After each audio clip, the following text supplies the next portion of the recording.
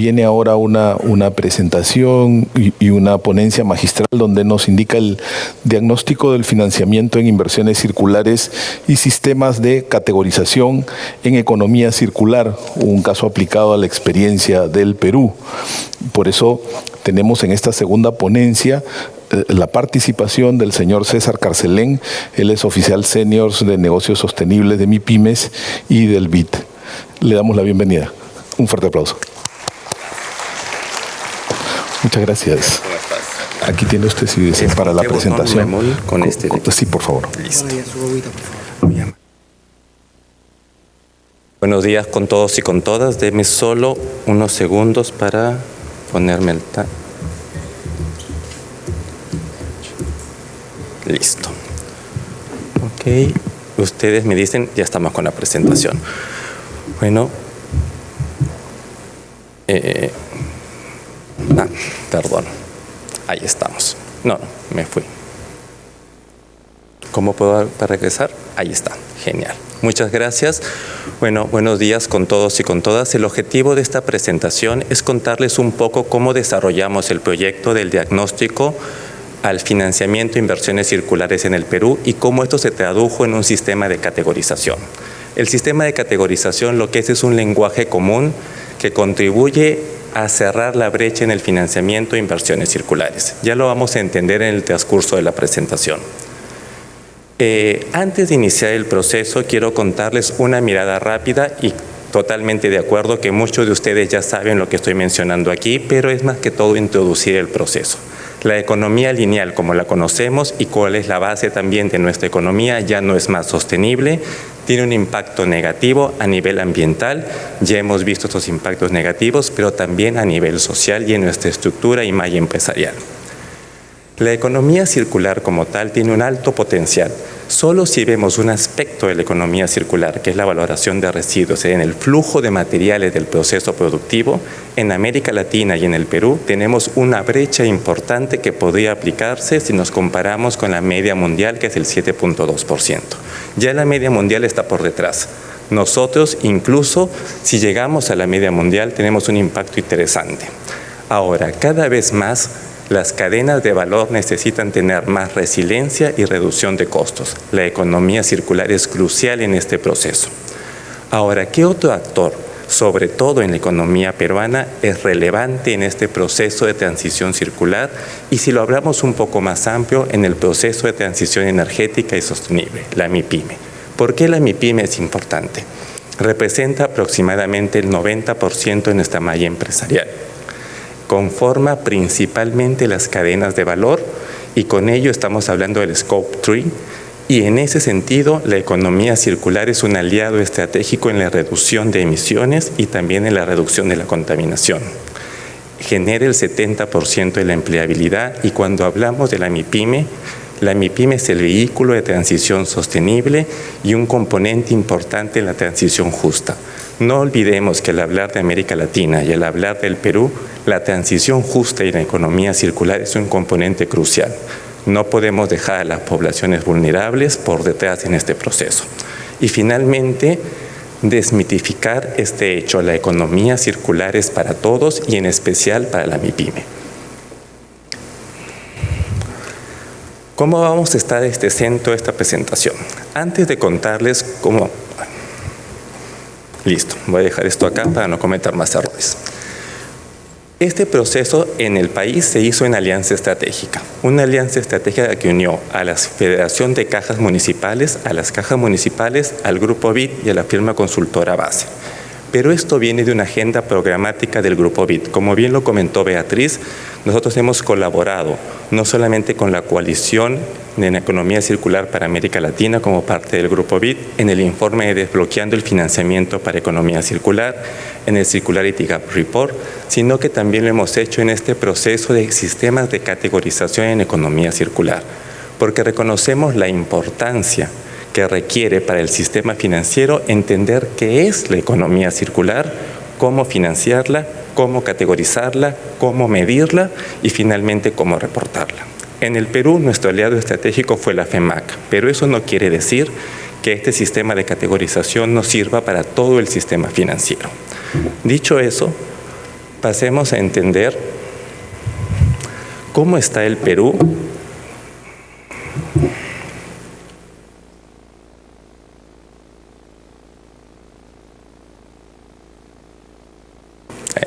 Bueno, no importa. Lo que quería mencionar, Beatriz ya lo había mencionado, cómo estaba el Perú en torno al diagnóstico en el financiamiento. Y en el contexto macro, el Perú ha avanzado muchísimo. Y lo que es importante mencionarles aquí es que nos está faltando como país avanzar en el entorno regulatorio para generar los siguientes avances en economía circular. Primero es incluir a la economía circular en las contribuciones nacionales determinadas, las NDCs, porque eso que va a permitir que impulsemos los esfuerzos que venimos haciendo en economía circular.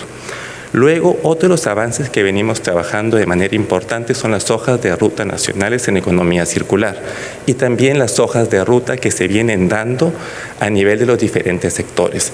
La importancia de la economía circular en las diferentes leyes que venimos generando a través de la productividad y competitividad, la ley de medio ambiente, la ley en el sector agrario, sobre todo en las cadenas de banano, de cacao y de café, que tienen prácticas interesantes en economía circular y que son realmente importantes en el sector exportador. Pero, ¿qué otros aspectos nos están faltando? Realmente es incluir, por ejemplo, cuando hablamos de gestión de residuos o cuando hablamos de la responsabilidad extendida al productor, cómo estas leyes transformamos después en prácticas de circularidad que generen una actividad para el sector privado. Dicho esto,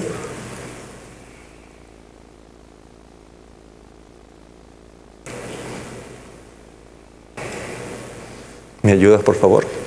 ¿Ya avanzó? Listo.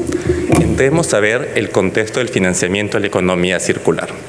En este contexto de la economía circular, no, dale. Aquí hay un problema conmigo o con el aparatito. Tú me ayudas. Yo hablo y yo te digo siguiente y vamos mejor. Perfecto. En el contexto regulatorio, ¿qué es importante en este contexto regulatorio entender? Tenemos un avance importante en cuál es el protocolo al marco en las finanzas verdes en cuanto a la ley de productividad y a la hoja de ruta. ¿Qué nos es importante ahora traducir esto en la ley de la taxonomía en finanzas verdes? ¿Y por qué es importante esto para el sistema financiero? Porque va a poder definir qué entendemos por financiamiento verde y dónde queda el objetivo de economía circular, que claramente está definido ya en esta hoja de ruta y tiene que ser traducido en este sistema de clasificación que les voy a contar desde el sector privado cómo lo hemos venido trabajando.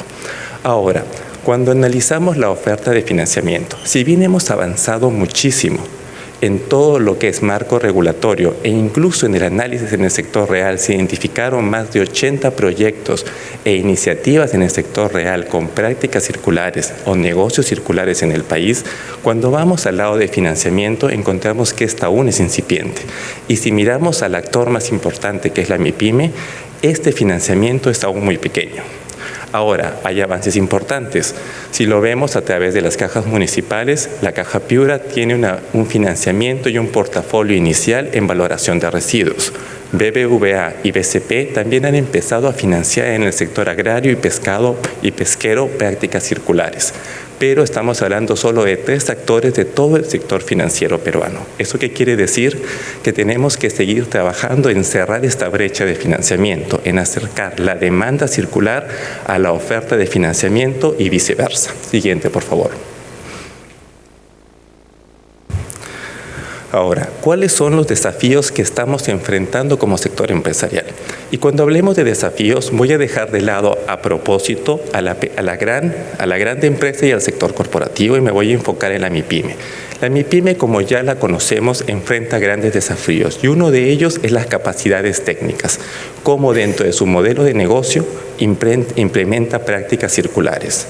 Entonces, ¿qué se requiere para que una MIPYME pueda empezar a desarrollar prácticas circulares? Como bien lo mencionó Beatriz anticipadamente, es el desarrollo sistémico, el desarrollo del ecosistema, que podamos empezar a trabajar en generar este conocimiento técnico que la MIPYME necesita. Tenemos ejemplos importantes como ProInnovate y las CITES en el país. También necesitamos la articulación público y privado y el desarrollo de un enfoque de capacidades. Luego, necesitamos generar este conocimiento sectorial y que este conocimiento sectorial empiece a bajar desde aguas arriba hasta la parte final de la cadena de valor y cómo se va a implementar y de qué manera la empresa ancla, ahora sí, el sector corporativo, lo traemos como un agente impulsador para que promueva las actividades circulares y las prácticas de circularidad en su cadena de valor y en la MIPYME. Cuando hablamos del sector financiero, ¿cuál es la primera pregunta que surge en el sector financiero? Es ¿qué es economía circular y cómo se financia? ¿Los instrumentos financieros que tengo me sirven para financiar las prácticas circulares o no? ¿Cuál es la respuesta ante ello? Necesitamos un lenguaje común, un sistema de categorización, una taxonomía que nos permita identificar qué es economía circular, qué modelos de negocios son circulares y cómo deben financiarse, qué características y condiciones del financiamiento se deben tener. Y también con ello identificar las métricas para poder analizar este financiamiento, reportar los resultados y tener un mecanismo de transparencia en el reporte. Y también con ello generar el desarrollo de capacidades. Estamos viendo que tenemos desarrollo de capacidades en el sector real y desarrollo de capacidades en el sector financiero. Porque cuando hablamos de un cambio sistémico, cambio de modelos de negocio, tenemos que generar las capacidades. Pero cuando hablamos de generar capacidades en el sector financiero, esto involucra llegar al oficial de crédito.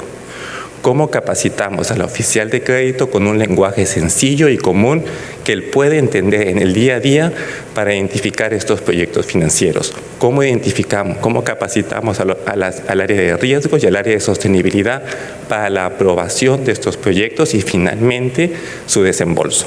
Con esto vamos a pasar a la siguiente fase, que es el sistema de categorización como tal. Sistema de categorización. Perfecto.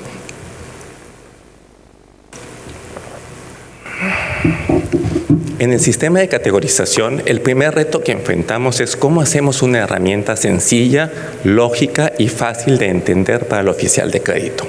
La primera pregunta es respondernos qué es economía circular y qué no es economía circular, pero no en el lenguaje que nosotros hablamos, en el lenguaje del oficial de crédito. ¿De qué manera vamos a identificar los mecanismos para que ellos en el día a día identifiquen en una MIPYME los proyectos circulares y finalmente qué tipos de indicadores vamos a identificar y cómo vamos a aplicar el criterio de proporcionalidad? El criterio de proporcionalidad surgió en este proyecto en Perú. Cuando lo hicimos en Colombia en el 2022, no teníamos el criterio de proporcionalidad porque el enfoque fue en la gran empresa. Cuando hablamos de la MIPYME tiene la capacidad de generar todos los indicadores. La respuesta es que no. Entonces, ¿de qué manera vamos a llevar los indicadores de medición? Siguiente, por favor. Ahora, cuando estamos analizando los proyectos, antes de entrar al sistema de categorización, identificamos 3 dimensiones que un analista de créditos puede identificar en el día a día para identificar modelos de negocios circulares. El primero es el tradicional, una MIPYME con un modelo de negocio tradicional que empieza a identificar prácticas circulares. Por ejemplo, y es el ejemplo más sencillo, Villa El Salvador, una empresa de muebles con los residuos de madera empieza a identificar que estos residuos de la madera se pueden convertir en juguetes para niños. Va a requerir financiamiento para la compra de maquinaria para poder convertir estos residuos de la madera en juguetes para niños. Ahí tenemos un primer modelo circular, que es valoración de residuos, como bien lo mencionó Beatriz, la última fase del modelo. El segundo ejemplo es cuando partimos de un negocio que nace con las características de un modelo circular, es decir, que inicia evitando residuos, evitando contaminación y extendiendo vida útil. Acá tenemos el ejemplo de Ciclo, que es una empresa que ya existe en el país, que coge los residuos de la construcción, genera ladrillos 100% reciclables con las mismas características de un ladrillo tradicional y los reinserta en el proceso constructivo. Acá tenemos un segundo modelo que es un modelo 100% circular. Y el tercer ejemplo, que ya involucra una gradualidad más importante, es cuando en este proceso involucramos a la cadena de valor. ¿De qué manera? Cuando la empresa ancla empieza a hacer el derrotero de su proceso hacia su cadena de suministros. Por ejemplo, lo que hace HP en México, que es a través de la logística inversa, capturar los cartuchos de tinta y llevarlos a través de su logística inversa para un proceso, nuevamente al proceso productivo. Siguiente, por favor.